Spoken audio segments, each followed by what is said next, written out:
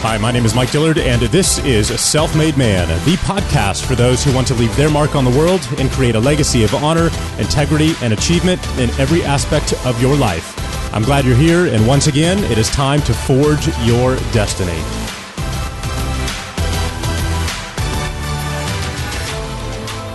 Zach Horvath is a young entrepreneur here in Austin, Texas, who's doing something very special. He's taken 4 words and he's turned them into a brand, a company, and a movement that thousands of people around the world voluntarily promote simply because they love it so much. When he started the business, what's really interesting is that he didn't have a product. He didn't even have a service to sell. He simply had these 4 words: live a great story. That message and the iconic logo that he's created has been painted on bridges, buildings, and photographed in some of the most inspiring places around the world. Now, imagine for a minute if people started to voluntarily paint your logo on their property just because they believed in your message so much. Well, that's exactly what's happening here. Today's episode is an incredibly valuable lesson for business owners about the differences between a business, a brand, and a movement, and how you can capture that kind of magic in your company. Make sure you listen to the very end of today's episode. There's a really interesting twist to the story that I was not aware of, but that Zach shared, which was really neat. So with that being said, please help me welcome Zach Horvath. So if you've lived in Austin at any time over the past 2, 3, 4 years, and have hiked around Town Lake, gone under the bridges, or just walked around downtown, there's a very good chance that you've seen a big white circle with black lettering on it that says, live a great story. And over the years, that little logo has popped up more and more and more around Austin, Texas, and now around other cities around the United States and even around the world. And I thought that it's been a fascinating phenomena to watch, this kind of guerrilla style marketing of this Live a Great Story brand. And as I've seen it more and more, I'm wondering, what is this about? Is this a business? Is this just kind of a personal, piece of art or expression? And it turns out that it's an absolutely fascinating little business that's been started by a young entrepreneur here in Austin, Texas, who is joining us here today. So Zach, welcome to Self-Made Man. It's a pleasure to have you. Thanks, Mike. Excited to be here. Absolutely, brother. So I'm starting to see this logo everywhere. I'm seeing people all over the world holding up stickers, wearing T-shirts, wearing hats, taking photos in some of the most beautiful places on the planet. And I'm just wondering how the hell you've managed to do this and to build up this groundswell of folks. And it's just been awesome to watch this personally evolve over the last couple of years. So who are you? What's the story behind this? And how did you, and well, really, why did you start it? Yeah, so it's actually like a really kind of long story that started, and it really boils down to the fact that it kind of never really started, and it really has just evolved from really my story and my journey and trying to figure out what I wanted to do, what my strengths and passions, and how I could use those to really give back and make an impact in the world. And so it's really goes back pretty much about 10 years growing up in Austin and just knowing from a pretty young age that I wanted to be an entrepreneur. I wanted to start things. I wanted to build something. And I always wanted to go that route. And so pretty much around 16, 17, I started trying to do that. And since about then, I've just really embarked on this journey of trial and error and lots and lots and lots of failure, almost about a decade of failures in that process. But really with the intent of just, wanting to live the best that I could and learning and growing and learning from experiences, learning from others' experiences. And through that process, kind of just came up with this idea for Live a Great Story. And really the foundation of it kind of started back in Austin. I was about 20 years old. And this is before there was the logo. This was before there was an idea. This is before any of that. I read a book by Donald Miller called A Million Miles in 1,000 Years. And the presence of that book is really about that your life is a story and that we, each of us, has the control to be the author of our own story. And it really struck a cool nerve. And I was like, man, I really identify with this kind of vision, because it's like I always wanted to, looking down the road 50, 60, 70 years, like when I'm sitting around a campfire with my grandkids, I want to be able to tell them stories. I didn't want to live a boring life. I didn't want to live the life that someone else had picked out for me. I didn't want to kind of follow someone else's route. I wanted to live my route and my story as best as possible, and to really take hold of that. And so this book by Donald Miller really was kind of the seed that planted this idea for Live a Great Story. And then really the water that watered that seed was travel. And so when I was 22, I set off on a one-way ticket to Europe, and I just knew that I needed to travel to fulfill that deep down desire to see the world. And through that process, I really met people from all around the world and had these crazy conversations about how life was in Africa or the Middle East, or I met a guy from North Korea and Europe and all over. And through that process of just kind of traveling and learning and having these conversations, I came to realize that, we each have a story, and each of us has that in us. And it's really up to each of us to take ownership of our story and to do the best that we can with it. And that looks different for every single person, no matter your background, what race you are, girl, guy, old, young. We all have that opportunity. And so that's kind of how it all started. And then really, actually, the very first presence was underneath that bridge, the one that you're talking about, underneath Town Lake, above Town Lake, underneath Mopac. That's where it all kind of started. So, all right, well, I got to stop you there, right? So that's been there how many years now? It's been there about probably 3.5 or 4 years, actually. And it's pretty big. It's probably 3 to 4 feet in diameter. The big circular logo on one of the bridge pillars that's over the water. How did it get there? Because you can't reach it. It's 6 or 7, 8 feet out from the bridge pathway, and it's probably 20 feet up in the air. And so that's question number one, is how the hell did that logo get there? So the one that you're talking about is actually about the third or fourth or possibly fifth iteration of that same idea. So in the very beginning, it did not start as the circle. It was actually spray paint. And I had just gotten back from traveling from about seven months in Europe. And I wanted to I came back because I wanted to build something. I was traveling, having fun. It was a lot of adventure, but I wanted to actually build something and progress and move forward. And part of that was that Live a Great Story idea. And so I actually spray painted it in the very beginning. I have pretty nice cursive handwriting. And so I got down on that pillar and spray painted it, Live a Great Story. And so not thinking anything of it. And then probably a couple weeks or a couple months later, someone tagged me in a picture on Instagram, and it was that Live a Great Story. And I clicked, that hashtagged it, hashtag Live a Great Story. I clicked on the hashtag, and there was a dozen or 2 dozen pictures of that exact same thing. And so that's really the very, very, very beginning of what Live would grow into. But the actual process of the one that you're talking about, seemingly, even though most people are kind of scared to think that you can jump down there, it's actually not that hard to jump down and kind of walk out onto that support beam for the highway. There is a support beam. I just haven't seen it. Yeah, most people don't. We went out there for Austin Fit magazine, did a feature on Live a Great Story, and the photographer Weston, him and I jumped down there, and he actually scraped himself up a little bit, but it's actually not that hard. So you can go out there and it's actually wheat paste. So it's kind of the same idea behind wallpaper mix. And so that's actually just paper that is wheat pasted up onto that pillar. Crazy. Very cool. So as you've started to turn this into a real business, what is your product these days? What are you selling to generate revenue? So Live started spreading as an idea in the very beginning, and that's, I think, one of the reasons that it's spread so far across the world and so many different people have really latched onto it, is because it touches deep down into everybody about this idea that each of us has a story. I mean, stories go back to the beginning of time, and that's the history of humans, right? We've been passing down stories from generation to generation. And so it touches this deep down psychological impact on people. And so we really wanted to keep that. And so the product side of it is we call them reminders. So that pillar is a reminder. The stickers are reminders. We have shirts, flags, hats.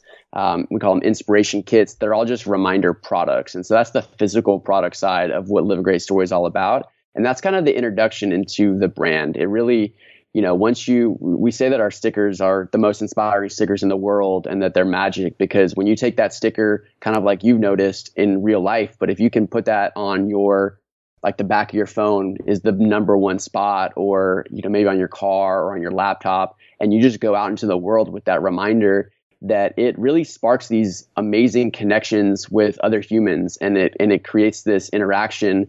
And the people that notice it are usually the people that you want to notice it, the people that you want to talk about their story with, or hear what they're working on, or what they're building, or their struggles, or they'll ask you about yours. And so the main product, the physical product that we're really focused on, are those reminders. Very cool. And, at least from the outside looking in, there's been just a ton of, I don't know, use the word ambassadors, but other people who are just really promoting the brand because they believe in it, right? They're taking photos of it, spreading it on Instagram. You guys have about 29,000 followers on Instagram now. And has there been a method behind that, or has it just kind of been something that people have done on their own? It's been really organic, and that's the really awesome part, is that people find it similar to how you found it. They research it, and they research it because it touches them in a unique way, and because it touches them, they want to further spread that for themselves.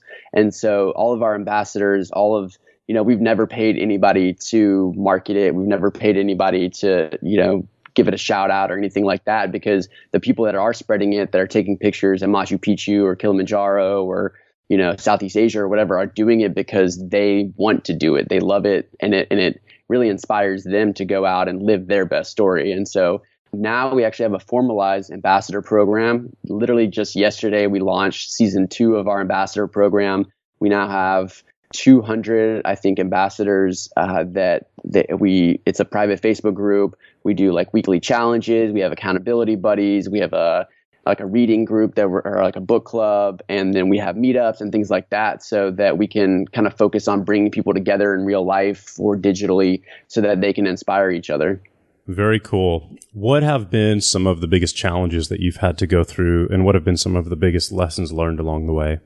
Definitely the biggest challenge was figuring out how to build a business around this idea, because originally it was just this idea and this connection and this, we now call it a ripple effect. And it was like, how can we take this, keep it authentic, keep it human, keep it community focused, and actually build a brand around it? And I think that's been one of the gifts of what Live is all about, is that it's been able to flow from its inception into where it is now, and as it continues to grow, because it's an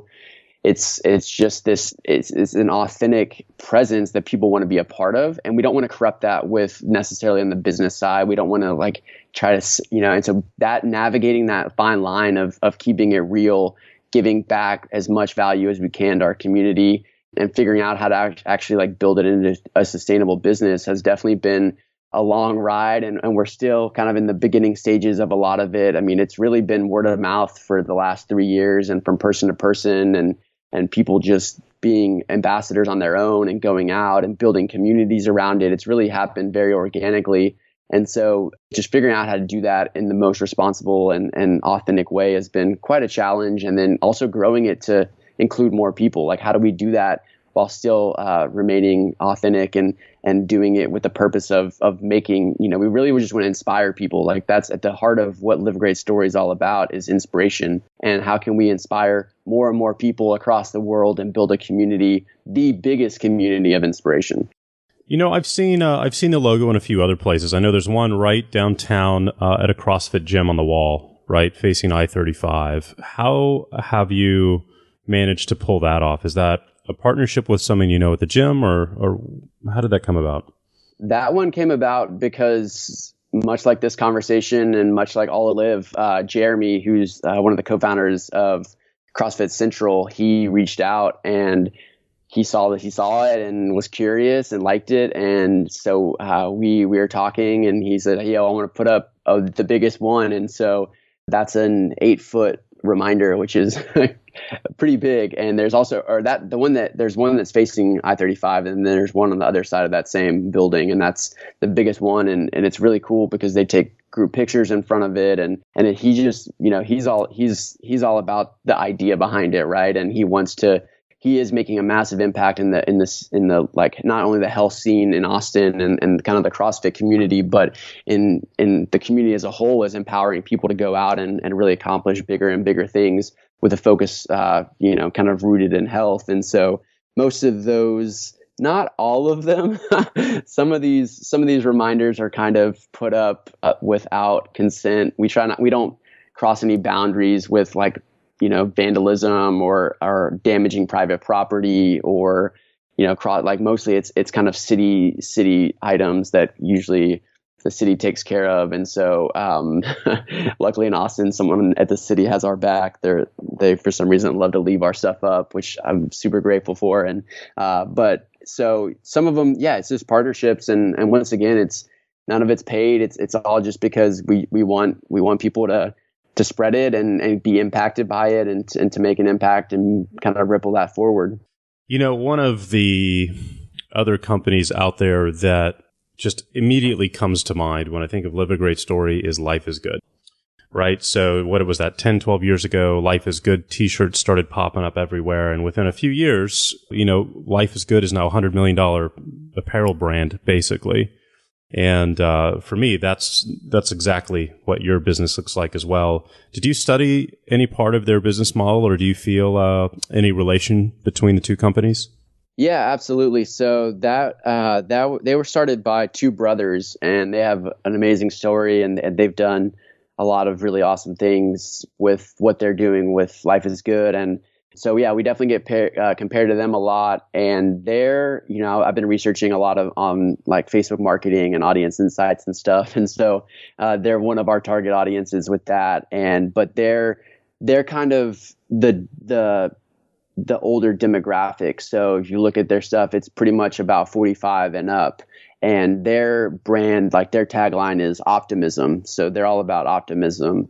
And so during this process of trying to figure out what Live is about, I definitely studied a lot about their journey and how they built it out of the back of their van, driving up and down the East Coast, and some of their further progress with licensing and distribution and things like that. And so they're definitely a great model for the product side of what we're doing. We definitely aspire to have that kind of reach on the product reminder side of, stickers and shirts and apparel and just general reminders all across the world now.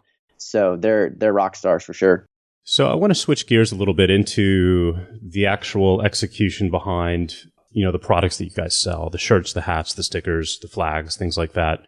I've been for years had an item on my to-do list to create a product line like that for Self-Made Man, right? With the logo and things like that. And for some odd reason, it's been one of the most difficult things that you can do, like finding a really good high quality hat and clothing provider with a really good quality print work and then fulfillment all at a reasonable price. It's not as easy as it looks. And I know you've had some similar challenges as well with, the quality of the stickers that you guys have gone through and now sold. What kind of insights and wisdom can you share with the audience for those who own businesses and they would love to start a little apparel line for their own logo and their own brand? So you are absolutely correct that it's very difficult to do that. It's insanely simple to buy 24 shirts with your logo on it and give them to your friends. There's massive, market for that.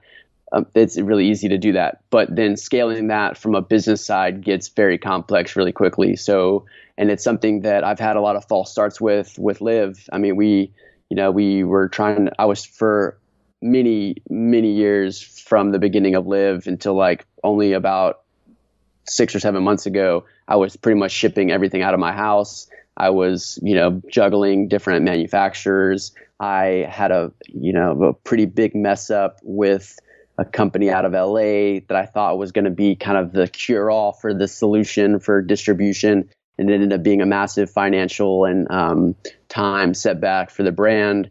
And so I think the biggest thing is keeping it simple. I actually work with, you're in luck, because there's an awesome brand out of Austin. They're called Amplifier, and they handle all of our production on the apparel side of the brand, and then they also are a fulfillment company. So I ship them all of our stickers and hats and some of the other reminders that they can't produce on site, and then they hold those and ship them out. And so kind of with the new technology of printing, the on-demand printing has really opened up a lot of doors with the opportunity to print new designs, quicker designs, faster iterations. And so finding kind of the right mix of how do you do that with your items, and then also balancing it with like pricing and logistics and communication is a big thing. So I had a conversation the other day, and very similar to what you just asked, and he was like, "Oh, we want to do this, and we want to do this, and this, and this," and I was like, "Man, you can kind of do probably about 80% of what you want to do for about 20% of the effort," right? So like that whole idea, 80-20 rule, like there's some things that we've had to compromise on with Live. We used to print all of our shirts screen printing, and now they're all on demand, DTG printed, and there's some limitations with that, and you can't do this, you can't do that, but we don't have inventory, so we don't keep any inventory. It's all printed on demand, and so that frees up a lot of like capital or otherwise upfront resources upfront costs that can be used for other things. So it's definitely a crazy thing. I wrote a blog post about it, or a couple, about the transition from shipping out of my living room to now working with Amplifier, who's been great, and kind of the lessons that I learned through that process. And then also just the production side of it's another crazy thing with our stickers. I mean, we're coming up on about 70 to 100,000 stickers so far, and our goal for next year is 1 million. So that's a whole nother side of the equation. I think I remember reading that blog post, which is what prompted this line of questioning for you real quick. And one of the things that you talked about was, how careful you have to be when it comes to even the type of sticker material that you choose. Any insights on that you can share? So I think it's once again just figuring out what you need and what your needs are, and then finding someone to match it, because you can definitely print stickers. Like Sticker Mule, for example, is a great company, and you can go on there and order 25, 50, 100, 10,000 stickers. And they're great. They're great quality. Their customer service is amazing. Their user interface is just phenomenal, super simple. But for us, one of the biggest lessons that we learned was the back of the sticker. Everybody thinks about the front of the sticker, but the back of the sticker only took about 2 years to learn this lesson, but it's by far one of the biggest things that we've learned, because when you hand someone a Live Great Story sticker, we don't have any branding on the front. There's no .com, there's no hashtag, there's nothing on it, because we want to maintain that pure and simple message. But then that gets lost, and people don't think to look up, whoa, what is Live a Great Story? I love this. Like, it had a huge impact on me, but what is it? And so slowly we learned that you can actually print on the back of stickers. And also we had a back slit on the sticker, so it's easier to peel off. And so it's all about that user experience, right? When you hand someone a sticker, I don't carry around business cards. I carry around stickers. And so I can hand it to someone. On the back of it, it has the mission. It has all of our social media, our website, and the hashtag. And it's super simple to peel off, because I used to hand people Sticker Mule stickers, and I would wait 10 seconds while they're trying to separate the front of the sticker from the back of the sticker. And it was just painful silence waiting for that. So yeah, I think that on the sticker side, we also ran into a manufacturing problem with this last batch where they weren't printed correctly, and they started to wear off way too soon. People were putting them on their phones, and that they started wearing off. And so we had to correct that. And, it's just the trial and error of all of this. And I think as entrepreneurs, we have to fail forward and learn fast. And I think that, one of the big things that I've learned is just make a lot of really small mistakes. Just take the time to make the small mistakes and get as many of them out of the way as possible, so that you can learn the big lessons without the way big consequences, or, some of the other stuff that comes with making, fat deposits or, long-term commitments and things like that. I'm assuming you've, really bootstrapped this on a pretty significant budget over the last few years. First and foremost, is that correct? And second, with that in mind, how have you built the website and put the shopping cart in place and all of those things on a budget? So, yes, it's been bootstrapped pretty much. Yeah, I've done it all myself. I have not taken any funding on from anybody outside. Even though I've had a couple conversations, and those conversations continue to come up, and I love having them because I learn so much every single time. But Yeah, I mean, I luckily I didn't go to college, so I actually skipped college, and I was fortunate enough to have a little bit of a college account that I used to put into Live and kind of move it forward here and there, and then just constantly reinvesting into the brand. And so the website was built on WordPress. I have an A+ buddy who is like a rock star designer for all sorts of huge companies, and he was able to very graciously donate his design skills for the site. So he was just totally crushed the site design, and then so with my buddy for City on Fire, and then I had to pay a development team to put it together. And yeah, it was not a cheap process, but the site that's up now was built at the beginning of this year, or kind of towards the end of last year. And up until then, I built 2 different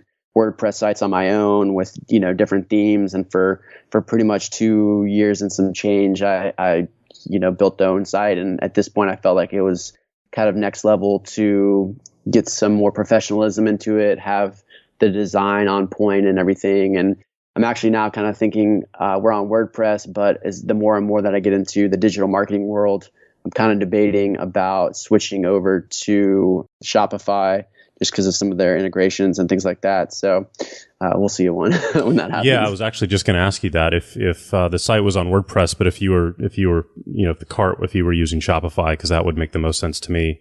Without a doubt, I would definitely go in that direction. It's really nice with a company like Shopify who's constantly innovating and they're up to the latest things when it comes to transactions and processing and the customer experience. It's such a bargain. Like the price you pay for a platform like that is really nothing. So very cool. So you learned a lot of skill sets and are self-taught in that regard. I remember going through that process in my 20s as well, learning how to put together basic websites and all of that good stuff. So one of the things that you mentioned at the beginning of the interview was the fact that you're really focused on trying to build a community. And, it's pretty obvious that you're building it around a group of people who share the same value set, right? They want to live a great story. They're aspirational. They want to experience life. They're doers. They're achievers. That's something I've actually been putting a lot of thought into around Self-Made Man as well. And from my business model, we essentially sell education, we sell information, we sell personal transformation by acquiring new knowledge and new skill sets. But at the end of the day, that will only keep somebody involved in a company or product for so long. There's only so many lessons you can watch, so many skills you can learn. You're going to get busy. You're going to dive into the period in your life where you're going to apply those skills and focus on your business.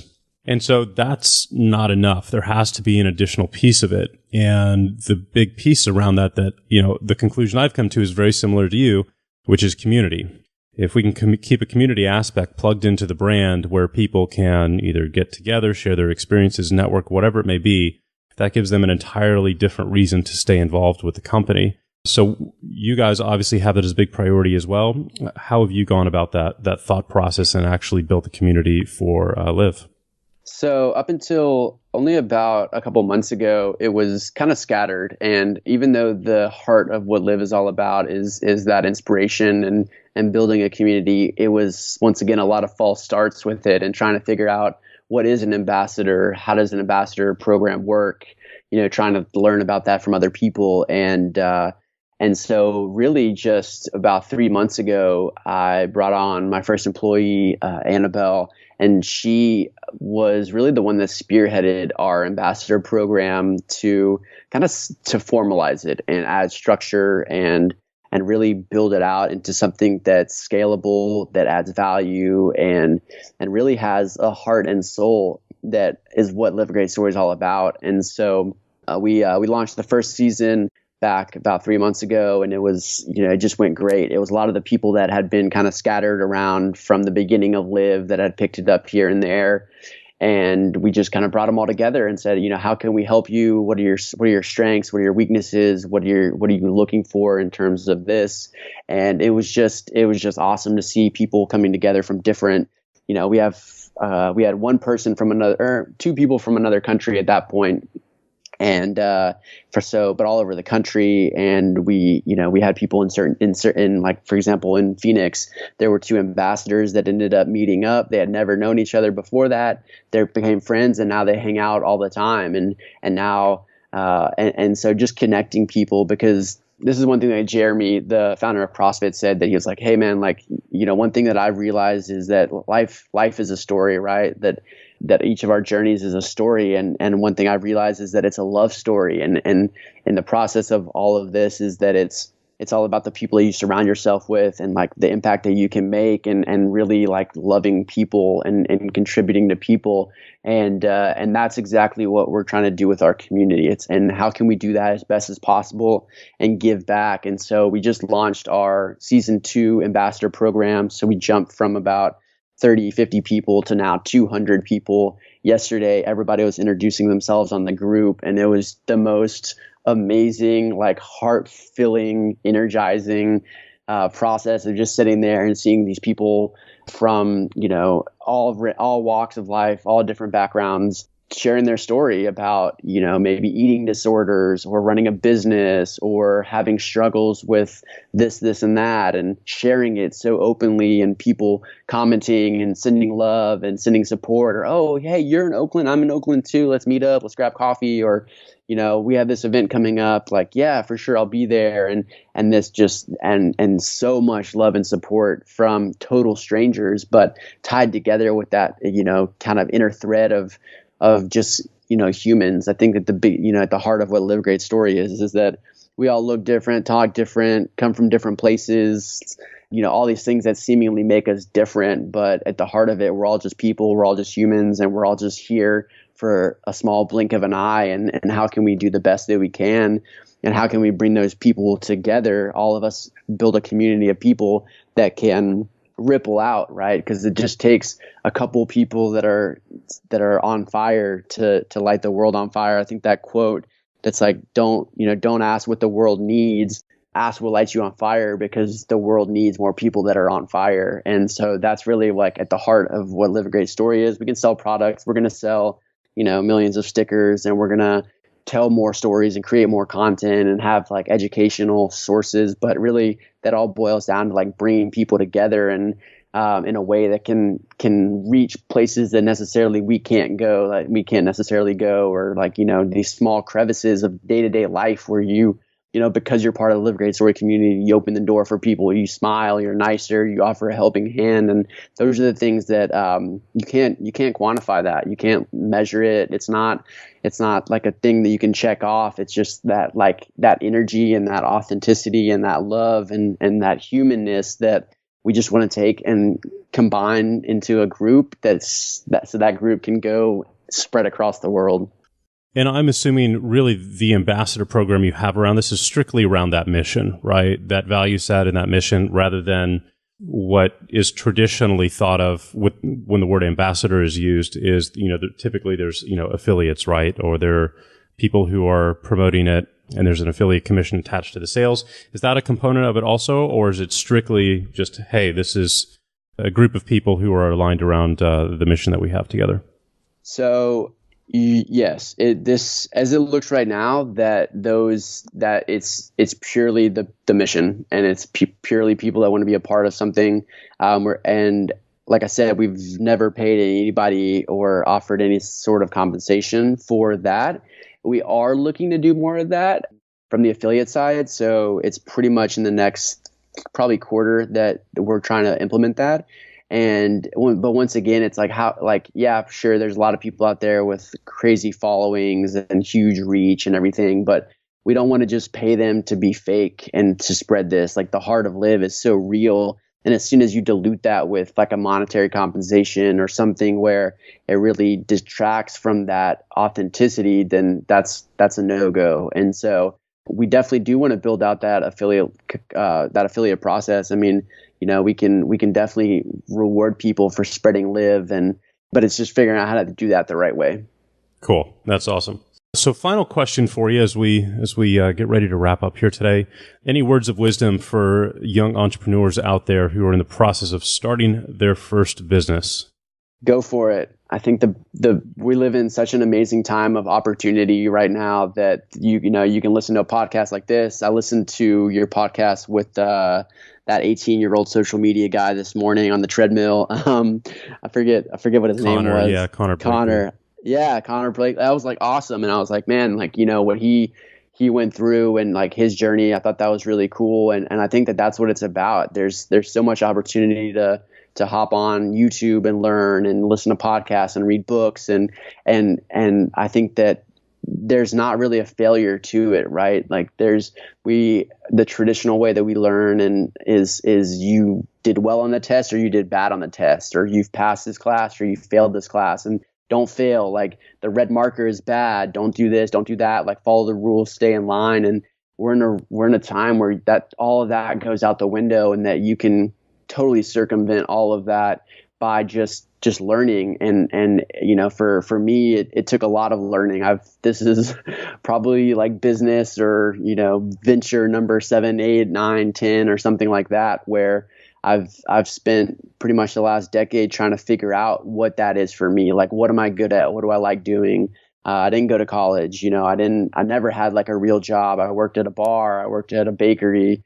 I worked retail, things like that. But during that process of just that thirst to keep learning and to keep trying and knowing that just because it looks like a failure from the outside, and that if other people judge me for that, it's not up to them, it's up to me. And if it is to be, it's up to me, right? It's like we have that ability to take hold of our story, and no matter what has happened before us, we could rewrite that and start from scratch right now, and like turn the page and start writing. And I think that right now in this kind of crazy time with the internet and the wild west of the internet, there's so much opportunity. So it's all the young people out there trying to figure it out. If you're in high school, college, if you're older, like anybody can do it, and that's the awesome part. And I hope you do it, because that's how you make an impact. That's how you live your story. That's how you don't have regrets. That's how you can really fulfill that inner need is by trusting yourself and just running with it and knowing that it's all going to work out. Awesome. Well, Zach, congratulations, brother. 27 years old. You're building a world-class brand. You're making all of the right decisions for the long term instead of the short term. And I have a feeling you're going to build a very, very successful company here in the coming years. So congrats, man. That's awesome. Thanks, Mike. So, hey, real quick story, man. So we've actually met before. Back in probably in like around that time that I read that book. You were at Castle Hill Fitness in your Lamborghini, and I was like, dude, what do you do? I'd seen you a couple times in there, and I was like, what do you do? And you're like, I build businesses online, or I make money online, and I like digital marketing. And this was probably back in 2009, 10, 11, that was a while something ago. like that. Yeah. And I was like, oh man, that's awesome. Like no idea what any of that was about, right? And so it was really cool when you came back around, and I think you liked a couple Instagram pictures, and then that's where the Haiti thing came into play too. And so I was like, oh man, like this is really cool, full circle of life. So yeah. Awesome, brother. Awesome. Well, that's cool. Thanks for sharing. I had no idea. And Austin's a small town too, so it's pretty amazing. Everybody here is essentially 1 degree of separation away from everybody else, especially in the entrepreneur community, for sure. Well, guys, absolutely go check out liveagreatstory.com. And Zach, where else can they go to connect with you personally, or should they just go straight to the website? Yeah, liveagreatstory.com is probably the best start. Instagram is where Live a Great Story started, so that's definitely our best community. I would love for everybody to become an ambassador too, and we always have an ambassador application on the site. Then if you just say hi, and I made a promo code on our site. It's for self-made, so there's a discount on there for anybody that wants to grab some stickers and experience the magic. Awesome. Yeah, that would be great. How do we get that? It's just self-made. So if you just go on to liveagreatstory.com/shop, and you can check out all the reminders that we have. And it's at the promo code, you just type in self-made, and it's for 20% off. So awesome. Thank you, brother. And is that one word or two? One word. Okay. Awesome. Cool. Well, once again, this has been a pleasure, brother. Guys, go check out liveagreatstory.com, pick up some stickers. If you're looking to start, kind of an apparel or brand side of your business, with stickers and hats and things like that, go order some of their gear and see how they've been doing it, because they've been doing it right and doing it well for a few years now. Model what they're doing. Thank you so much as well, Zach, for telling us about Amplify here in Austin, who can do the printing and fulfillment as well. And I think this is going to be super helpful for a lot of people. So I really appreciate the time today. Yeah, thanks for having me on, Mike. Really appreciate it. This is awesome. Absolutely. Thank you so much. And once again, thank you all so much for listening. We'll see you next week. Take care.